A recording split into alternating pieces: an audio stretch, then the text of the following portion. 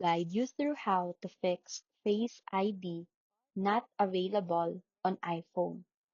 So start by restarting your device because temporary system glitches can stop Face ID from working. Then make sure your face is fully visible and remove anything blocking the sensors, like mask, sunglass, or thick screen protectors. Then go to settings, tap Face ID and passcode, and check if Face ID is set up correctly.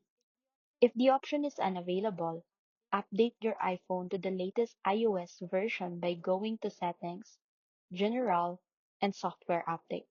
You can also try resetting Face ID by going to Face ID and Passcode, tapping Reset Face ID, and setting it up again. If the issue started after a drop, water damage, or screen repair, the true depth camera hardware may need professional repair.